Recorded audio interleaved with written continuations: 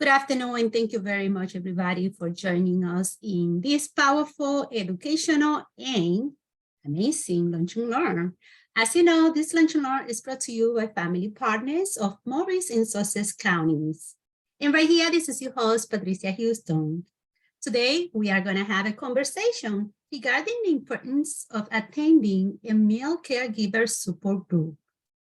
And without further ado, I just want to give a big welcome to Peter Burgos and David Hock. Welcome both. Oh, thank you. Welcome, Mina. Hello, Peter and David. So I'll share a little bit about myself. So just to kind of introduce myself, my name is Peter Burgos. I am the Camden County Family Support Organization's youth coach and also community outreach coordinator. So I know that I was invited here by Ms. Patricia to discuss a little bit about one of our support groups, a men's support group that we do in Camden County. So first of all, I've been a youth coach for over 15 years. Just recently got employed full time through our FSO after when the pandemic hit and stuff. So now I'm doing more of the other support groups and being involved in learning. I'm learning as much as I'm possibly people are learning from me. I'm learning from them. So just one of the core groups that I kind of co-facilitate is the men's group in Camden County, which has been going on for over 7 years. We've been having a core group of men that meet every second Tuesday of the month from like 7 to 9. And we generally discuss about our children a lot. It started off as a father's group for men for fathers and caregivers of children with special needs. In the past year and a half, it's transitioned into more of a men's group where, because of so many people having had struggled during the pandemic and COVID and stuff, a lot of our males have become caregivers either to their parents and their nieces and their nephews and their family and stuff. So I just thought that it would be nice to kind of incorporate both the men's group, that's this father's group that's was going on for about 5 or 6 years, and incorporate some other men that have kind of gone and transitioned into that caregiver role. So so we've been really, really successful because right now we are actually facilitating 3 different support groups in the month. So we have one every second Tuesday in Camden, in Cherry Hill, actually. And then the second one is in Lindenwold because there is a need there. And then one of the schools had invited us to become a part of to start a men's group in their school for the fathers that come to pick up their children and stuff. So those are the 3 things that I wanted to kind of share. And thank you very much, Peter, for kind of giving us an overview about you and also the support group and all of that. I would like David, tell us a little bit about yourself and everything, please. So I'm David, and I'm a family support partners at Family Partners of Morris and Sussex. And so for most of my time, I'm meeting with families and helping them out. But one of the other things I do is on Wednesday nights at 7 o'clock, we have an online dads group.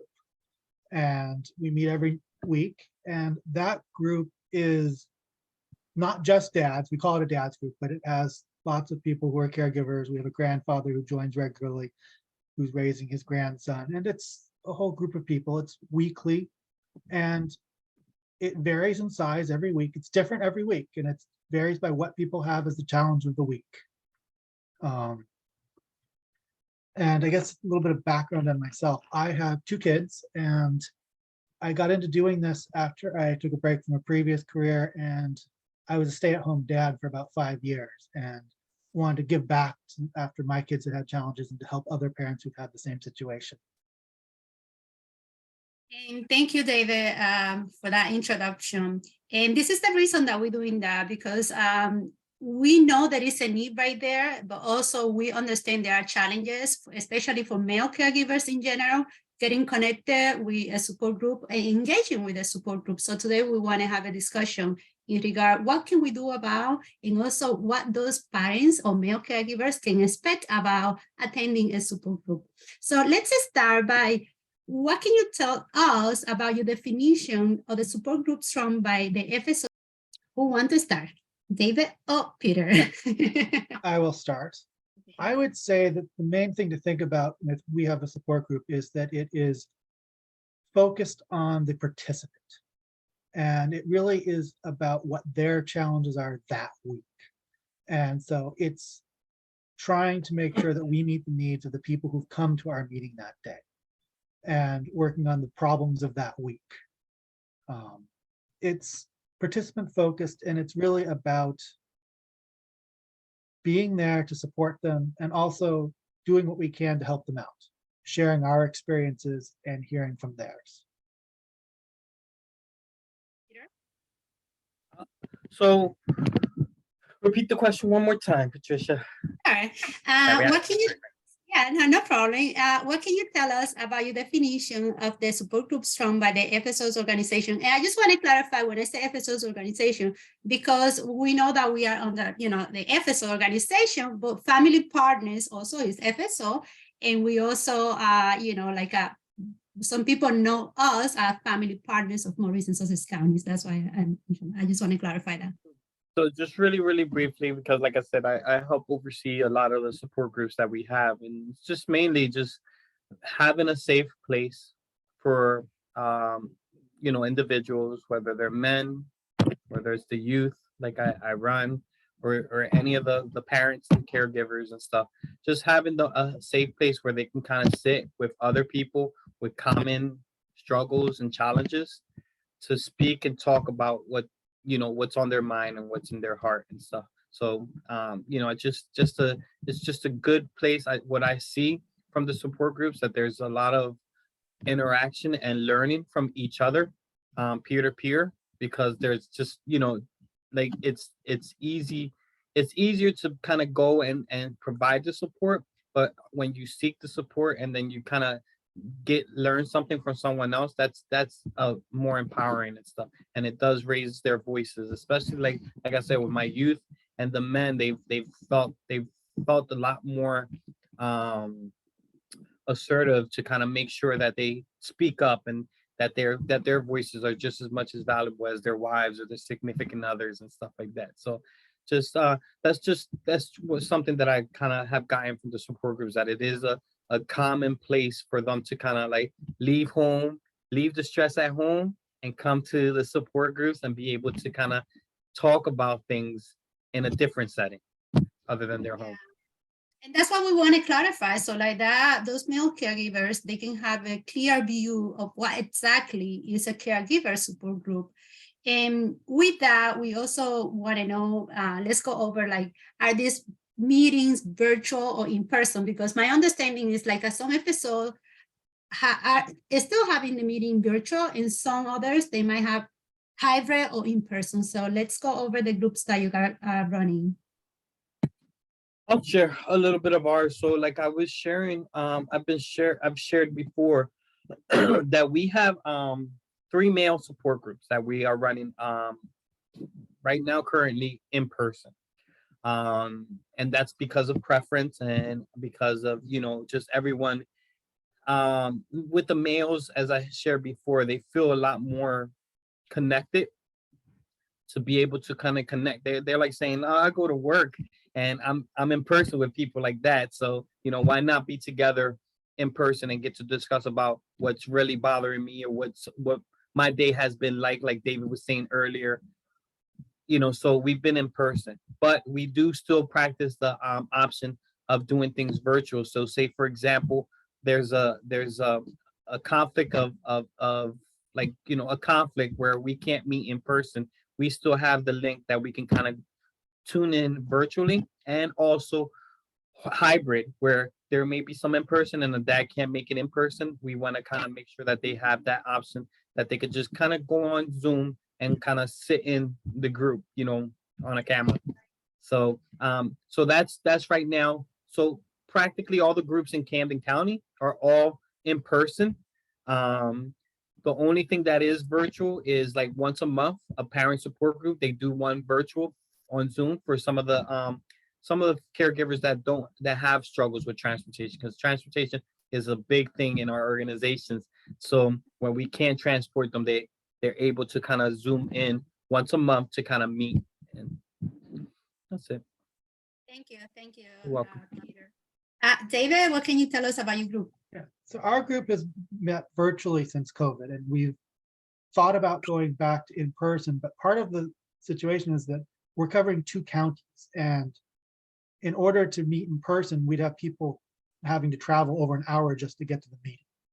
And so we've basically decided to stay virtual. It's convenient, it's easy, and it's not that people are against having the in-person meeting, but it's just been much more convenient for everyone to be able to just hop on a call.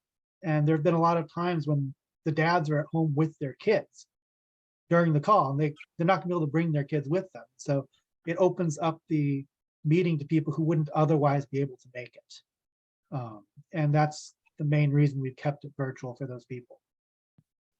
Okay, and I'm glad that you clarified that, David. And let's, because I know there are more struggles than what you just guys mentioned. So I would like to go a little deeper in relation to the struggles and also the successes of in-person meeting versus virtual meetings and vice versa. You want to go first, David, or you want me to go first? You go ahead, Peter. All right. So I'm gonna tell you what, and I'm gonna be real. Like there was like I said, the reason why we were doing virtual during the whole COVID, and as we started easing up the restrictions, we were still kind of doing the virtual, and it was a lot of success. We had about 5 to 6 men that would meet once a month, like I said. But then as time started getting a little bit, the restrictions started getting up a little bit, and the dads were really expressing their grief and their discomfort, kind of similar to what you guys were saying, because the children were around. They were around their wives and stuff like that. So there was really not when they were home, there wasn't a lot of private time for them to discuss the things that they really wanted to discuss. So with the men's group, they kind of in Camden, they kind of came up, kind of figured out that they really would like to do it in person, so that way they can kind of get that space away from home, away from the kids, away from that respite almost, you know what I mean, from the family, so that they can genuinely be able to be open and discuss the things that are really on the top of their mind and stuff. So and you can see so I could see the difference and change in how they responded. So like I said, when we first started, we were in person. You can see how everyone was really connected. Then we would go virtually, and it was really hard to kind of go around and have everyone kind of discuss things, because with our men's group, we can be very sporadic. So we jump on a topic, we jump on another topic, we just kind of constantly trying to find a way to heat up. And then once we heat up, then we're like stuck on that topic, and we're like all discussing our own struggles, our own challenges, whether it's with our children, with work, with any of that stuff. So I found out that being in person and that whole, with especially with our men's group, I found that was a lot more successful. Mm-hmm. Not that virtual wasn't successful. It was successful for the time that it needed to be. I think that once as we started transitioning out of COVID, you can see that they wanted to transition out too. And when they transitioned out, they were a lot more happier and more content and more open to discuss about things in person than they would even just coming on knowing that they have the meeting, but they just inside themselves, they just weren't going to sit through another Zoom meeting. And especially because so many of them started working from home. So for me, as a man, I was always out and about. So being stuck at home was a really major challenge for me, to sit and have meetings and talk all day to the computer. I was getting like frustrated and angry, and like I'm not beat for this stuff. So for me, as representative of the males, I was just like, nah, I'm not. I'd rather wait we can be in person so that I can feel more connected to my fellow peers, male peers and stuff like that. So that's our thing in Camden, that we felt that we needed to be more in person because a lot of the men were getting tired of and zoomed out, and they did not want to sit in front of a camera all day, especially with their children and family running all around. They were very, very distracted. Peter, I have a question. We have another Peter on the screen. Is That is that Des. Desmond Benson? Yeah, that's Des. Yeah. Desmond, welcome. If you Thank would you. like Good to, afternoon. yeah, if Sorry, you would like to. Sorry I was late. It's okay. You're more than welcome to put your input. This is a conversation that we are having. So please, feel free to just kind of jump in and just help us to understand what can we do better to make sure those male caregivers feel that they have the support and that they can count with that's male caregiver support groups. So David, in relation to what we are discussing right now, what can you tell us about that? I mean, I think it's an individual decision within the group when you're trying to decide what you want to do. And Peter is absolutely right. There are times when I can tell that people are holding back during the conversation because there are other people around. But most of the time, the people in our group are able to put themselves in a room by themselves and participate. And I do think that there is a desire to have in-person meetings at some point in time and to get those arranged when we can have that set up. But the convenience and just also we're meeting more often than your group is because we're meeting weekly. And so the need to get in person is a little bit different because you don't need to hold everything up for that one time. You can miss a week, you can go and join, and you don't have to wait 3 weeks and feel like you really need to get and connect with the people because you've got that call every week. Thank you, David. And what about you, Desmond? Would you like to put your input in this? Yeah, I hear what Mr. David is saying. We once a week, but we have multiple weeks. So our men are allowed to come to Camden, to North Camden, where we have one in the school. They're allowed to come to the one we have in Cherry Hill. They're allowed to come to the one we have in Lindenwood. So, I was hearing Peter talk about the us being in person. It's way more of a connection. It was like a loss when, like Peter was saying, because we was having our children on Zoom. We was on Zoom ourselves doing work. It was like it was missing. I don't know, it's like the heartfelt part of the conversation to me basically.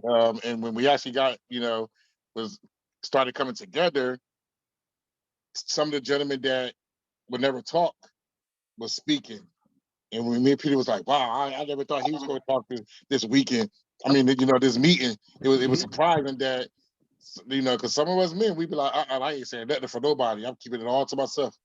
So when we actually seen some of the, the dads that wouldn't talk, come in and start talking and sharing stuff that we would figure we'd never talk. And I was like, and me and Peter talked after, and we was like, what is it?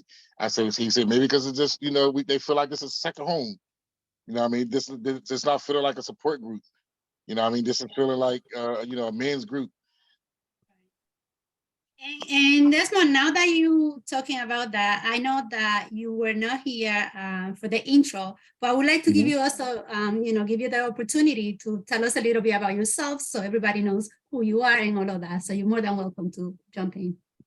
Okay, so my name is Desmond Benson. I'm a part of the men's group. I also lead for the Camden County FSO. I lead a boys STEM group for 8 to 12-year-olds. And this work is my passion. I've been doing this for many years. Me and Peter are actually very close. We ran a youth group together at our church. We was part of the Bridge program. So all the training, we have and been through is because of the Bridge and the youth group. And after that, I had other opportunities to actually work for the Bridge program. And then recent years until COVID, I was working for a nonprofit called Parents of Great Camden Schools. So me and my wife actually was parent advocates, and we advocated for education here in the city of Camden. So this is our passion. This is our heart. Thank you. And we are glad that you are here joining us because we just want to hear, as much as we can from different perspectives of everyone and see, what can we learn? What can we do better? So let's go back with our next question in relation to why do you think it's hard for male caregivers to attend a dad support group? And I'm just going to put it this way, a male caregiver in general support group. Who want to start? I'll get started. And I just want to clarify, the Bridge program is a youth group program that both me and Desmond were a part of in Camden City before we even knew about youth partnership and stuff like that. So that's where we learned all our skills. Like, I didn't go to school to be a support group leader, none of that stuff. Everything is lived experiences, especially for me and Des. So the Bridge program is a teen support group, empowerment group for teens within the city of Camden. So just to answer that question about, and this is from what I've learned a lot from the fathers, in our organization. So just a real quick snippet that I have teenage children. I have a 25-year-old daughter that has twins and stuff like that. The way that I'm involved with the system is because I've been coaching the youth for so many years. So it's like, those are my youth that have special needs, and I've learned so much from them, more than they would ever learn from me. I've learned so much more from the youth that have been within the system. It's more like I'm the student, right? For them, even though I'm their mentor, their coach and stuff. They're my coaches. So that's how I'm pretty much have been involved. So when the men's group started, it was a perfect opportunity for me to learn more from the dads, because I'm not a father of a child that has been within the system of care. So I knew the knowledge that I knew from the youth, but it was a perfect opportunity for me to learn from other dads, other caregivers of children of special needs, and some of the dads that have youth that are attending our youth partnership. So it's like, of course I keep the confidentiality for both. So what I've heard from them is that we're supposed to be like the rock. So in other words, if the women, they may need the support, the nurturing, everything like that, we're our egos sometimes, or our upbringing, our culture sometimes teaches us not to be weak. So in some mentalities of our men, they just deal with things and they just kind of go through things on their own, not knowing that they don't have to be alone, that they can just, that there are other fathers, other parents, other caregivers that are going through the same journey that they're going through, and that there's a way for them to kind of connect and learn and grow with each other versus doing things on our own. But I think that our culture sometimes, and like even with our upbringing, can kind of keep us separated from doing that, or we feel like, oh, I'm not gonna go to talk about with other guys and talk about problems, like that's a sign of weakness sometimes for some men mentally, not all men, but some men, they think that way, that they just feel that they don't need to talk about their problems, they'll just figure it out on their own, you know what I mean? And that can become a failure for some, because they can have that extra step to kind of get to where they need to. And when our fathers group, men's group started, they found out that solution, like, wow, shoot, like I'm happy. And that's what kind of kept them coming back, because they said they found something there that they don't regularly get, not even in a general conversation in the public, So it's more intimate. Like I was telling you, David, with your men's group, you have a small group, it's more intimate, so they can get into some really good stuff because they're trusting each other. They're able to kind of dissect things a little bit more, So that's my input. Thank you. What about you, David? Yeah, I think a lot of what we think about it is a hesitancy to join the group. And there's like a preconception of what a support group is going to be like. Yep. And I think that once most of the dads join, yep, they realize it really is, we're based on who's there and what their problems are. And it's, I think in a lot of ways, different than a lot of other support groups, because we are a solutions-based group. And it's a group of dads who all have similar situations that could be friends outside of this group.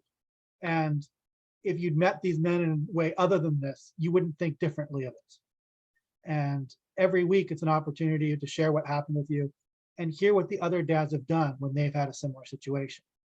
And once you realize that you're not really dealing with the issue where it is intimate, but it is also, it's dealing with the way men would actually want to solve a problem a lot of the time. And you get something out of the call in terms of when you go to it. It's not only emotional, it's also solutions based. And I think that really has helped a lot of people want to stay in that group, is the ability to both get that emotional support, but also learn something about what you can do, what other people have done, what has worked in the past for other people, and what hasn't worked in the past.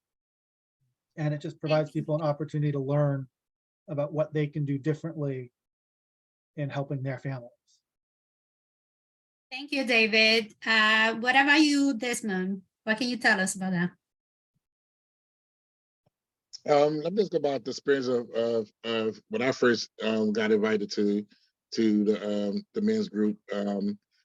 I actually came with my daughter's goddad, which is a single dad. He has a 4-year-old, myself, and one of our other best friends who is a caregiver. He took care of his brothers and sisters for many years because of his life situation.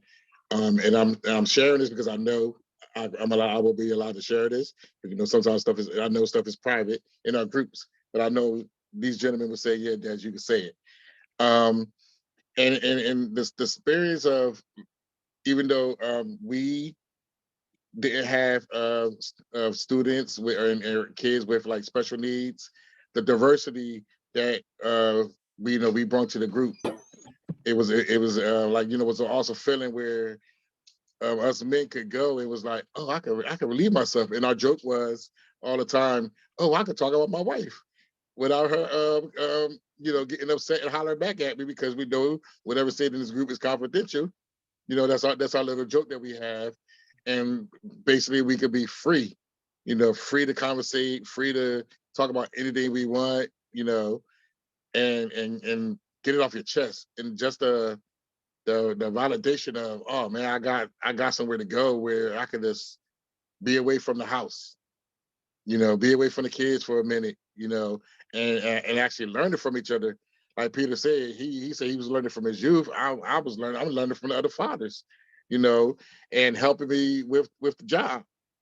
So it all played a big circle. You know, when we first got invited, I was like, oh wow, this is an awesome group.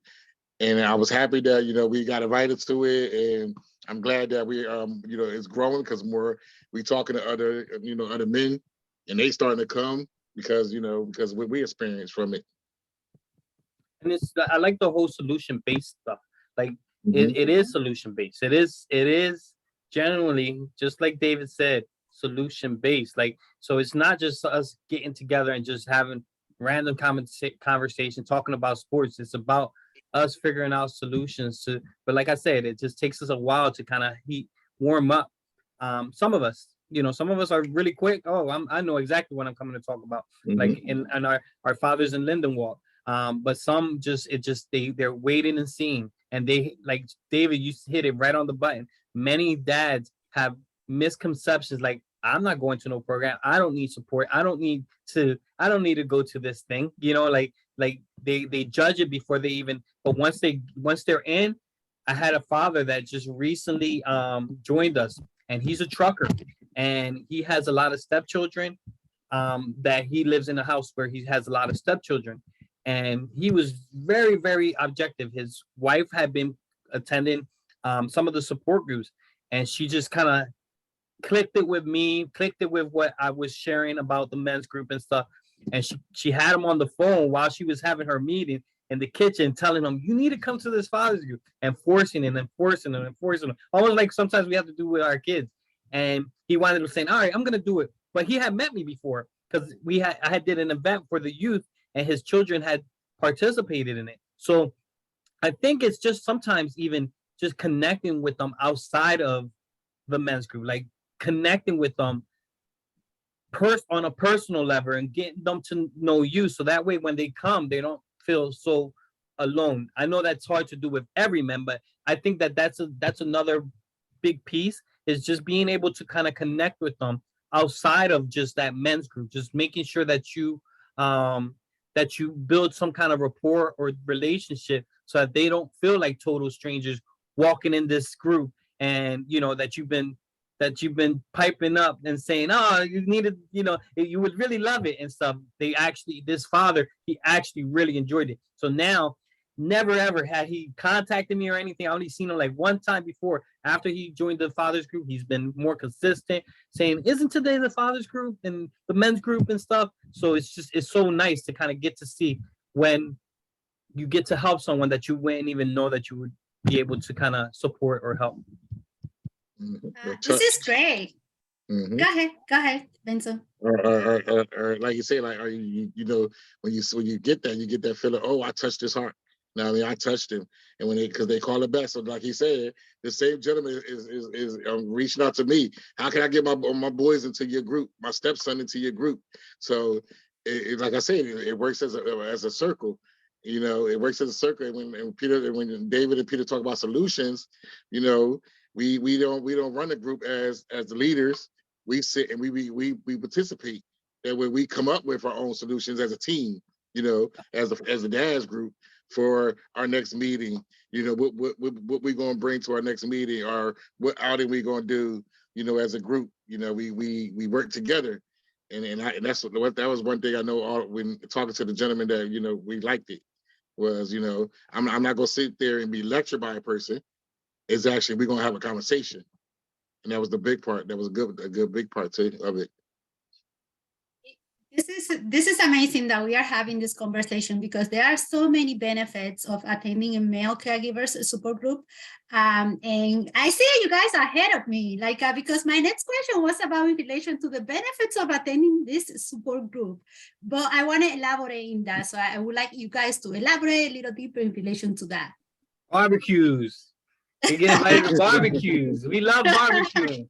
We love the barbecue. So there's this one dad, he just wants to do a barbecue every single time. Like, Frankie, like, just chill. Like, I was like, you're doing too much. Like, let other people be able to do. You always, like, you come to our barbecues. You know what I mean? Mm-hmm. But it's just, that's the community that you build.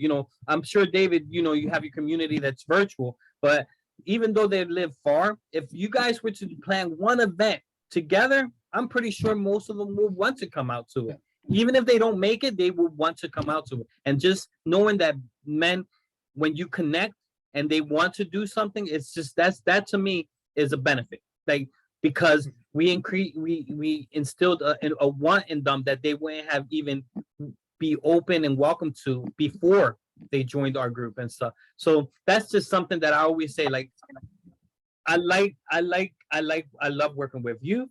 I've been really enjoying being with my bro Des and some of my other bros now that are part of our men's group, being able to kind of connect and talk about different, because we don't know what the conversation is going to be about. It's just whatever comes to whatever's meant to be will be. Whatever the conversation is going to be, that's what it is. You know what I mean?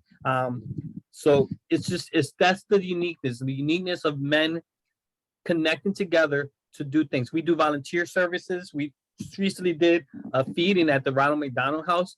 So all the men brought a dish so we planned a dish like tacos and stuff like that. So everyone brought the different parts. Like someone brought the taco shell. Someone cooked the taco meat. We made beef, chicken, ground beef. And we made guacamole. One dad brought guacamole. So another dad brought the drink. So just building a community of men to serve our community. So that's a big plus, because we don't really get to see that often where we're at. We don't really get a group of men that have struggles and challenges, but they can still persevere through that and still give back to the community, so that's just a big plus that I want to share.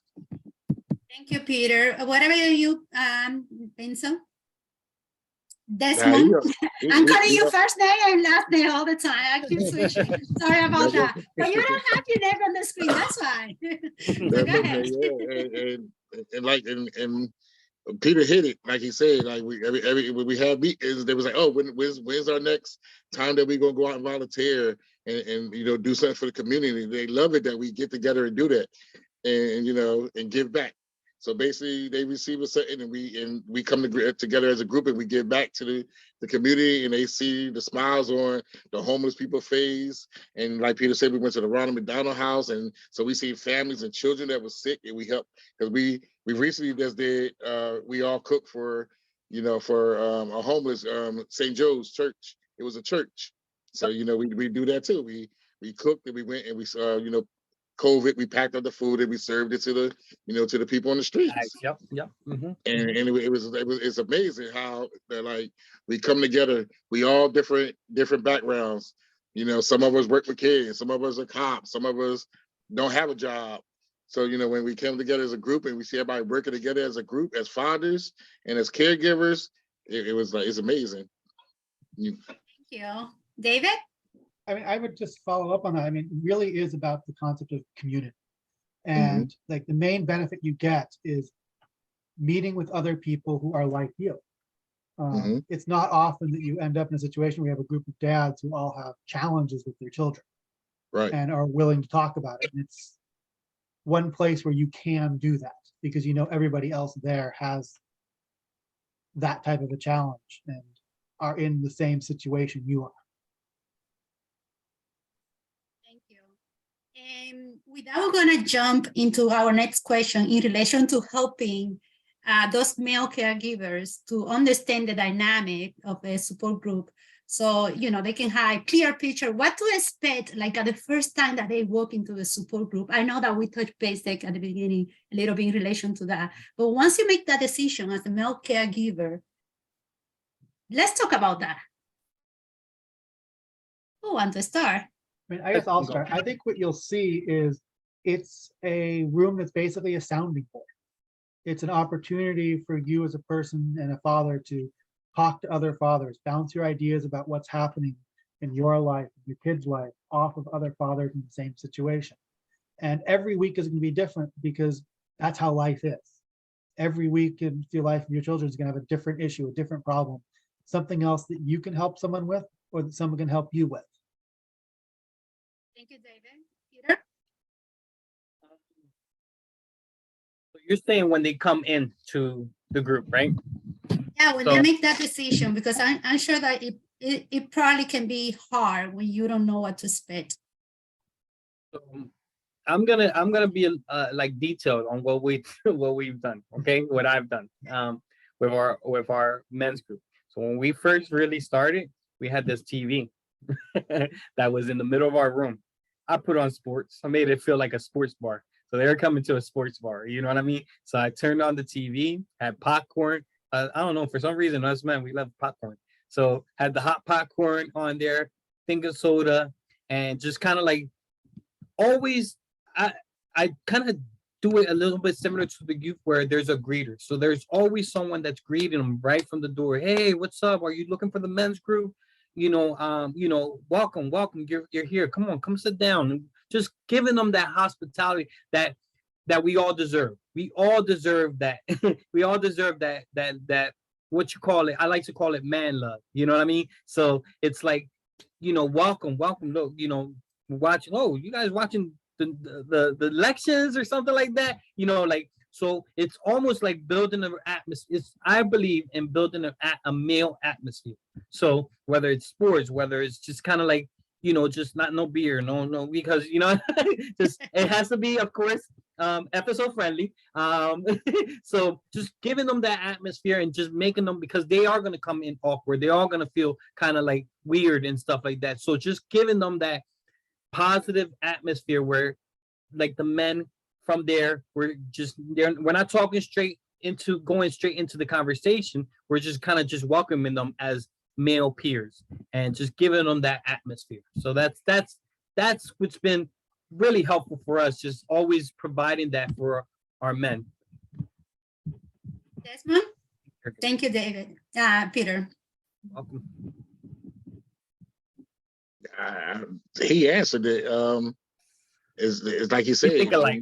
So when I first so basically when I first walked in, it was like, oh, so one of the other dads, one of the other leaders, his name is John. So when I first walked in, John was like, oh, how you doing? My name is John. And, I just felt, like I say, making you feel like, all right, this is a safe space for you to get away. And that's how he made me feel. I was like, oh, he was like, oh, you want something to drink? You can sit wherever you want, just making it feel as welcome as you can. And and letting them know that, right here is, this time for, the men to get together. So that, we was actually, my first meeting, we was using the Clock Center. So like he said, if somebody was there greeting me, it was like, oh, go down this way to this room, because, sometimes, we not in the office or wherever we at. And I just, that's how I felt welcome. So. I think that's pretty much the atmosphere. And then I'll if I can just go a little bit more further in, I would say sometimes we as men, we can be more direct, you know what I mean? So, and I'm just going back 7 years.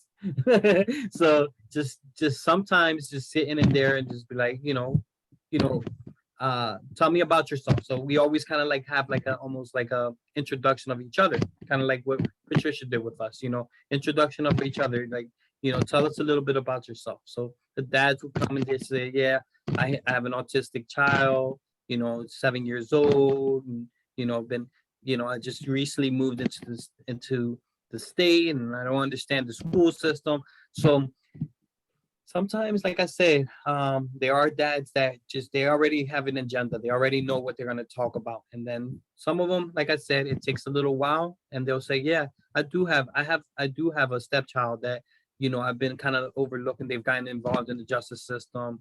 And, I really don't do too much because I let mom do everything. But, but I do tell mom what she needs to do. Sometimes she doesn't listen to me. So those are the things that we kind of just opening it up so that we can kind of go around and kind of really touch on whatever we want to touch on. So whether we want to slowly speak about why we're there, or some of us can be who have been around for a while, we can just say, yeah, I'm a youth coach for the youth partnership. I work with all of your teens and all, you know what I mean, possibly some of your teens and all of your teens, and just I'm here to learn from the other men in the group and stuff. So it can be just as general and easy as that, or some will go into deep story, and then that's what, just giving them that time to kind of let it off their chest. Des said it earlier, that just kind of like, go ahead, throw it up, vomit it all out. This is what you've been waiting for, so you got it. So it's like, it's very diverse because we don't have only one kind of group of clump sum of men. They're all different levels and different, and we just meet them wherever they're at. It's just about wherever their needs are at. Some are more than others, and some are ready, and some are not. So just meeting them where they're at. And now that me being a leader of a men's group and doing this for a while, and like Peter's saying, being a person who greets at the door, I learned to like identify, like Peter's saying, like, oh, this dad looks like he's having a bad day today, so maybe he needs a little bit more attention than some of the talkative guy, because the ones that talk a lot, and then they coming in and they they're looking down. He was like, oh, something wrong with John today, something wrong with Bill today. So just being able to identify the group and the atmosphere that you running, and okay, let me be more gentle with this dad today, or let me be more because sometimes I gotta be aggressive. Let me be a little bit more aggressive of having him stop talking so much, and this, identifying your group, identifying, what gentlemen are in the room that day, whichever, whatever section it is. It's kind of balancing everything within the group, right? Yes. David, what can you, thank you. David, what can you tell us about the dynamic for those dads when they, particularly when you have a dad coming in for the first time, we tend to introduce ourselves first. So they get to learn about us before we ask them to tell us about them. And I think that's the best way that you can, at least on an online group, get to know them and let them understand, have a series of people tell them about themselves so they know how much they need to share, how much they don't need to share, and we let them do whatever they want at that point. And then we let them take part as much or as little as they want. And oftentimes they don't take part too much in the first call, and they open up as the weeks go along. Thank you. And I'm happy that you guys took the time to clarify the dynamic in each group and what can they expect once they get there. So with that, let's move on, because I know that I don't know, time is flying today. I don't know what happened in the conversation. It's getting really good. So let's go back. That's the way guys are. They start heating up. We just start heating up. Yeah, I see how probably in the group, because you three are talking here, so I see how can easily, you guys can generate conversations. So for those male caregivers interested, how they can get in contact with you, Peter? We have, so it's easy, really easy. I don't really make things any too complex and stuff. Usually my number is always accessible, so they can always call me at my direct number, or they can email me at peter.burgos at camdenfso.org. So either usually when someone emails me or calls me, they'll leave me a voice message or whatever. I always reply back between that day or the next day, just especially with the men's group, because it's like I got to take advantage of that opportunity, because they, then it won't come back around for them, like they'll just give up, so and I don't know if they'll be giving up, but I just want to make sure that I get to them, because I know that if they're reaching out to me, that means that they're ready. So I want to catch them as soon as possible. So just mainly just connecting through our organization, through the Camden County Family Support Organization. We have our general number, which is 856-662-2600, and just letting them know that, they're interested. It won't always be me. Sometimes it may be Desmond. Sometimes it may be John, who runs the core, the original group that we started and stuff. So I try my best not to be the lead, because I'm the lead in too many things. And we have so many other able men, like Des, like John, like some of the other fathers, Julio, who are co-facilitating. So I give them that opportunity to kind of, so that they can hear from a dad, or they can hear from another peer. And then I just, whatever I need to fill in as far as the FSO part is concerned, then I kind of jump in and I will give them that information. So, Awesome. but that's how I do it in Camden. So reach out to me, and sometimes I may forward it to John or Des, so that they can kind of take care of it while I'm taking care of whatever else, because they're more than capable to kind of share the same thing that I share. As you guys can see, Des is on here. He's we mirror each other. We all mirror each other. Thank you, Peter. Desmond, because I also want to give you the opportunity.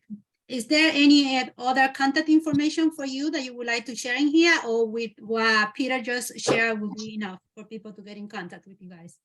Yep, the same thing is like you said, our personal number, which is 856-412-2202, and my email is desmond.benson@camdenfso.org. Thank you. David? Yeah, and for ours, the easiest way to get involved is to actually just sign up on the Zoom link on our calendar at our website, which is www.familypartnersms.org. You could also reach me on my email, which is dhok@familypartnersms.org. And that's probably the easiest way to do it. I just want to, thank you, David. I just want to clarify that I'm going to put all the contact information right below the video, so you guys can find emails and everything right there. And also, if someone has any question, they can reach out to me. Contact information 862-273-5045. And so let's go back in here, because we almost concluding this presentation or this conversation. So let's go back to you, Peter. Any final thoughts? Final thoughts is I'm really excited that that there are, there's another. I got to meet you, David, and that there's another fathers group and men's group that is running very similar to what we're doing. I'm really, really happy and excited that that we are actually partners in this. You know what I mean? And we didn't even know that we were kind of doing almost the same exact thing. So it's just really nice to kind of to kind of be able to connect to other dads, you know, and I would love for our men's group to sometime maybe visit you guys, you know, virtually and increase those numbers and show how we can be a bigger community. We're all part of the state of New Jersey. So I just feel that, you know, us as men, the more that we kind of gather together and connect, the more change we can make, and the better, you know, the better the system can be for many other fathers and men and caregivers. Thank you. You're welcome. Desmond, any final thoughts? Yeah, I'm thank God I was you know, able to jump on. And like Peter said, I'm always happy because, you know, I've been doing this, like I say, as a parent advocate for years. I was the only male in the office. You know, my wife worked there, and it was all other female. So now that I'm seeing and being a part of this men group and seeing other men, and we actually have a fathers group and a caregiver group, because in the schools itself and then, you know, around the city, it's always females. You know, it's always the ladies, it's always the moms, it's always the grandmoms. Now I'm seeing, and, you know, it's dads and uncles and, you know, grandpops starting to, you know, come together just like the ladies do and have a voice. You know, now that we are able to, and we're empowering ourselves, because that's what it is. We have to empower ourselves to, you know, to have a voice for our kids, because we always push it out, and we push it out on the ladies. So this, you know, this year I'm seeing, you know, more fathers stepping out and, you know, empowering their voice and coming out is actually making me so happy. Thank you. David, any final Yeah. thoughts? I mean, my final thought is, if you're out there, you're a dad, and you have thought about doing this, join. Just come to one meeting and see whether you like it. That's the best thing you can do, and you'll find and you'll meet more people that you like, and you'll probably become a regular. Yes. Thank you. I just want to thank each one of you for taking the time doing this. I don't want to say presentation, because it's not even a presentation. It's just a conversation that we are having. And also, at the same time, on behalf of family partners, also thanking each one of you for doing this for us and for our community, and for motivating those dads, those male caregivers, that they also have needs. They have needs as well. So we want to make sure that they don't feel alone, that they feel that there is an organization, there are men out there that are able to help and willing to help. So they just need to reach out. So thank you very much. And with that, we are going to conclude this lunch and learn. Thank you very much. Have a great day, everyone.